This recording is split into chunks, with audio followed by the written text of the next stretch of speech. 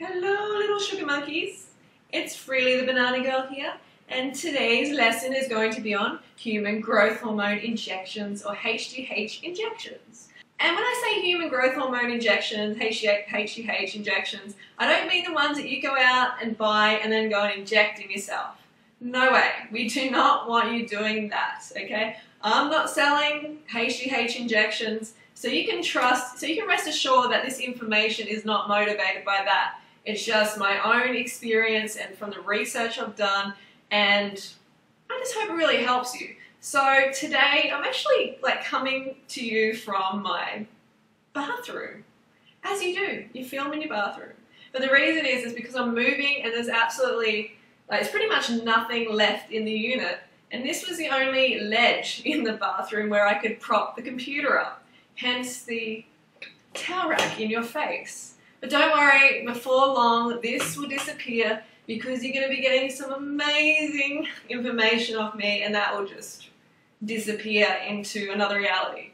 Alright, so today, like I said, human growth hormone injections. But the ones that your body naturally produces and secretes.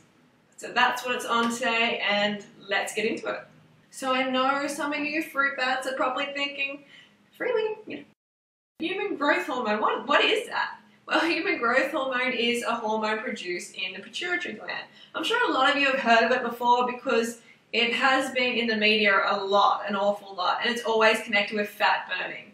And it's true, it really does assist the body in burning fat. So I'm going to talk about that today. I'm going to talk about my own experience and how I call them HGH sessions, have helped me get leaner. Definitely has.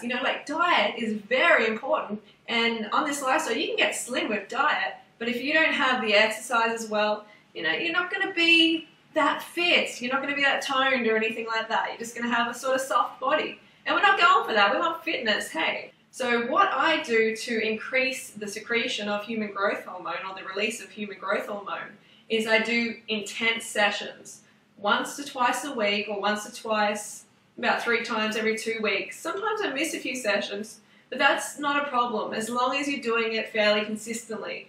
And the biggest thing I've noticed, after doing running races for, consistently for months, my body has really got a lot tighter and a lot leaner, and I've definitely become smaller and firmer and fitter.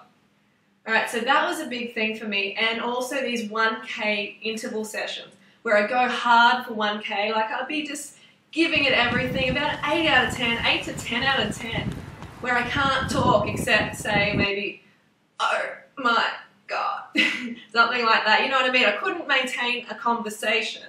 If you can maintain a conversation, then you're not going over lactic threshold, and that's where we want to take you. Over lactic threshold for ideally 10 minutes, but even if you do it for a couple of minutes in an interval, that is really highly effective in releasing human growth hormone. And that's what I've noticed from these sessions. I'll do 1K hard, and then I'll have 1K rest, and then I'll do 1K hard and 1K rest. And I know you're probably thinking, oh, that's too hard, that's really hard. It is hard, yes, but you always have to think about the end goal, the results you're going to get. Alright, so today I'm going to talk to you about 5 ways that you can increase your human growth hormone release. Right, this is really valuable. If you really want to get lean, if you want to stop talking about it and going, I want to get lean, I want to get lean, if you want to do something about it, well, this is definitely part of the recipe. Alright, so number 1 is interval training. Everyone has heard about interval training. I know you have, and I think it conjures up a lot of negativity in people because they're like, don't say that word, I'm not an athlete, because it's associated with athletes a lot. But let me tell you, you do not have to be some amazing athlete to do intervals. So even if you're obese, okay, if you do a fast walk, if you're really pushing it for 10 minutes, you've got to get that heart rate up, you've got to get to lactate threshold. And what I mean by lactate threshold is where you're building lactic acid in the body. And that can be, like I said before, the intensity about 8 out of 10 or higher. And it can make you feel like you can't talk, you can't maintain a conversation. That's the best way that I can communicate that to you. So go really hard for 10 minutes a couple of times a week, 2 to 3 times a week. And in time, you're going to see results from that. I know it seems like, come on, that is hardly any time at all. 10 minutes? What do you mean? How can that make a difference? It does. It really, really does. I'm talking from experience.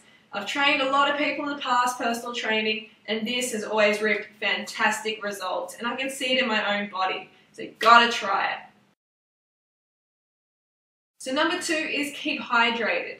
Alright, if you're dehydrated, especially during a training session, then you're not going to get that optimal human growth hormone release. You're just not going to get it because every function in your body, including hormone production, hinges on the availability of water. So if there isn't enough water, your cells aren't bathed in water, then you're not going to get this human growth hormone release. So make sure you're drinking enough water between 8 to 12 times, and peeing between 8 to 12 times a day. So that means for most people, 2.5 liters of water a day or more, filtered water.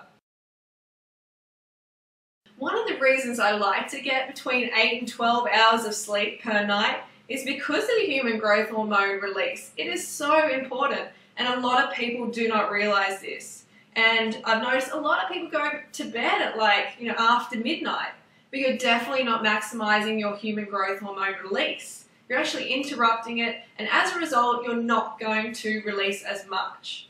Okay, the longer you can sleep, the better. In nature, the sun goes down, sun goes up, and there's like 12 hours in between that time when you should be sleeping. I know modern day, responsibilities have got people sleeping 6 to 7 hours or less. And that is really bad for human growth hormone release, and it's definitely contributing to weight gain on people's bodies. Right, so make sure you get that deep sleep, REM sleep. That's when the human growth hormone is released. Okay, so eating a diet high in carbohydrates, high in fruit is very, very important when it comes to human growth hormone release, because after you do the HGH session, you have like a 30-minute window where you have to get the glucose in to top up your glycogen stores. If you don't, then the body is not going to produce as much HGH. Make sure you get some water in, and then munch on some fruit. And you want that high GI, simple sugars like fruits, because they really top up the human growth hormone quickly. They help the body top up the human growth hormone. So high carb, low fat, plant foods for the HGH win. Resistance training is also another way to increase your human growth hormone secretion.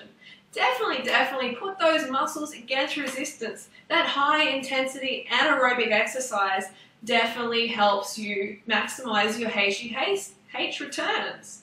Do heavy weights. So, you want to really challenge yourself. You want to do heavy enough that it does put a bit of stress on your body, because stress can be good for your body as it makes it stronger.